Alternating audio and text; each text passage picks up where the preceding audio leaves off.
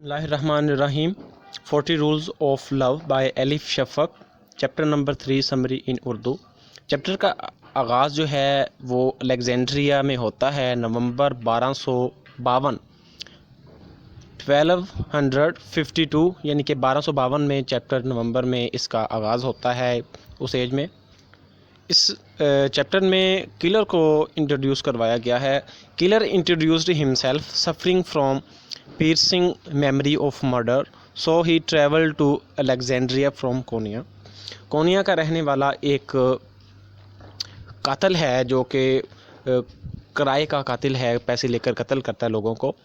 وہ اپنے ماضی کو یاد کرتا ہے۔ وہ اس وقت رہ تو الیگزینڈریا میں رہا ہے، لیکن 4 سال پہلے اس نے ایک قتل کیا تھا، ایک درویش انسان کا قتل کیا تھا، جس کے بعد سے وہ درویش انسان کی روح اس کے پیچھے پڑ گئی اور اسے جینے نہیں دیتی۔ کیا ہوا تھا 4 سال پہلے، کیسے یہ سب کچھ ہوا تھا، یہ اس چیپٹر میں کلر خود بتاتا ہے۔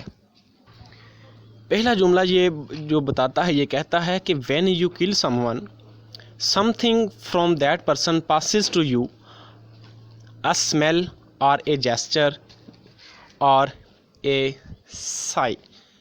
کہتا ہے جب آپ کسی انسان کو قتل کر دیتے ہو تو اس کی کوئی نہ کوئی آہ جو ہے، اس کی کوئی نہ کوئی اسمیل جو ہے، اس کی کوئی نہ کوئی علامت جو ہے، یہ آپ کے اندر جو ہے وہ گھس جاتی ہے اور آپ کو تنگ کرتی ہے۔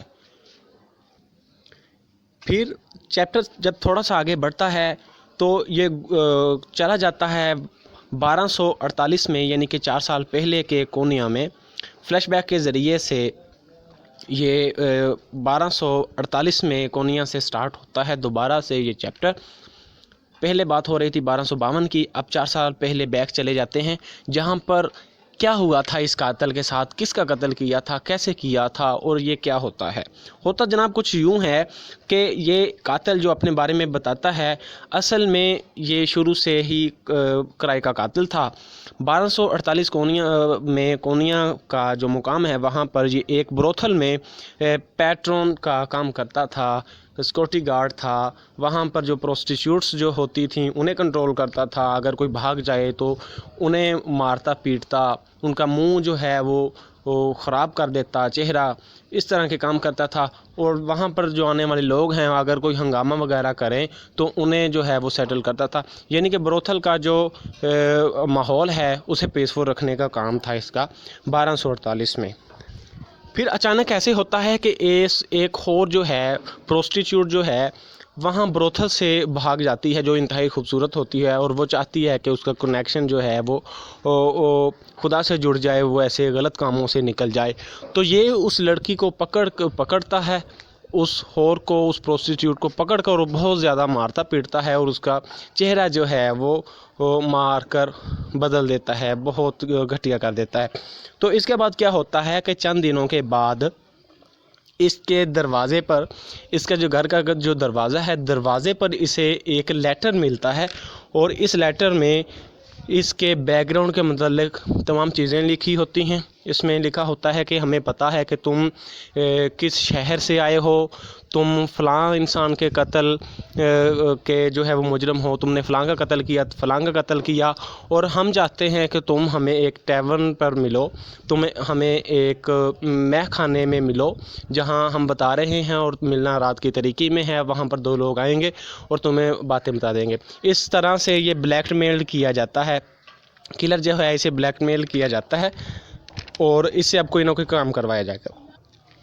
جب اسے بلیک میل کیا جاتا ہے لیٹر کے ذریعے سے، اور اسے سیکریٹلی ملنے کا کہا جاتا ہے ایک بار میں، ایک ٹیورن میں، تو ایسا ہی ہوتا ہے کہ پھر وہ شام کے وقت رات کو ملتا ہے، اور وہاں پر اس کو یہ پہلے موجود ہوتا ہے، اس ٹیورن میں پہنچ جاتا ہے، مے خانے میں، بار میں۔ تو وہاں پر 2 شخص آتے ہیں جو اس سے آ کر ملتے ہیں، سیکریٹلی ملتے ہیں، چہرے نیچے ہیں سب کے، کوئی ایک دوسرے کو پہچان نہیں پا رہا، وہاں پر ڈارکنیس ہے، اور وہ آ کر کہتے ہیں کہ ایک شخص جب سے کونیا آیا ہے اس نے سب کا جینا عذاب بنا دیا ہے، اسے ٹھکانے لگانا ہے۔